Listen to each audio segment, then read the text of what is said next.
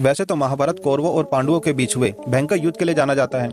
महाभारत के अनुसार इस युद्ध में भारत के सभी जनपद सहित कुछ विदेशी राज्यों ने भी भाग लिया था। महाभारत के युद्ध के लिए कुरुक्षेत्र को चुनने के पीछे भी 3 कहानियां हैं। पहली कहानी, भगवान श्री कृष्ण को डर था कि भाई भाइयों के, गुरु शिष्यों के, संबंधी कुटुंबियों के इस युद्ध में एक दूसरे को मरते देखकर कहीं ये संधि न कर बैठे, इसलिए श्री कृष्ण जी ने ऐसी भूमि चुनने का फैसला लिया जहाँ क्रोध और देश पर्याप्त मात्रा में हो। इसलिए श्री कृष्ण ने कई दूतों को अनेक दिशाओं में भेजा और उन्हें वहां की घटनाओं का जायजा लेने को कहा।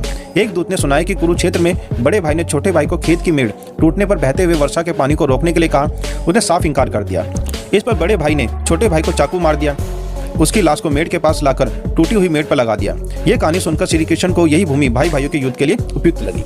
दूसरी कहानी, जब एक बार राजा कुरु इस क्षेत्र की जुताई कर रहे थे, तब इंद्र ने उनसे जाकर इसका कांड पूछा तो कुरु ने कहा कि जो भी व्यक्ति इस स्थान पर मारा जाए वे पुण्य लोक में जाए, ऐसी मेरी इच्छा है। इंद्र उनकी बात को हंसी में उड़ाते हुए स्वर्ग लोक चले गए।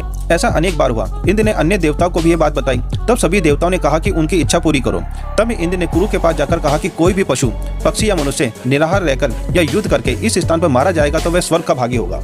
ये बात भीष्म श्री कृष्ण जानते थे, इस कारण युद्ध के लिए कुरुक्षेत्र को चुना गया। तीसरी कहानी, एक बार श्रवण कुमार जब अपने अंधे माता पिता को तीर्थ करवाते हुए इस स्थान पर पहुंचे तो उनको विचार आया कि क्यों न माता पिता को पैदल चलाया जाए। तो उन्होंने अपने कंधे से कांवड़ को उतार दिया और अपने माता पिता से कहा कि वे पैदल चले। तो अंधे माता पिता पैदल चलने लगे और साथ ही कहा कि बेटा जितनी जल्दी हो इस क्षेत्र को छोड़ दो। जब वे तीनों इस क्षेत्र से बाहर आए तो श्रवण कुमार को बहुत दुख हुआ कि उसने अपने अंधे माता पिता को पैदल चलने को कहा। तो श्रवण कुमार के पिता बोले, बेटा इसमें तुम्हारा कोई दोष नहीं है। इस भूमि पर किसी समय मैं नामक एक असुर रहता था। उसने जन्म लेते ही अपने ही माता पिता को मार डाला था। उसी के संस्कार इस भूमि में अभी तक बने हुए हैं, इसी कारण तुम्हें यह ख्याल आया।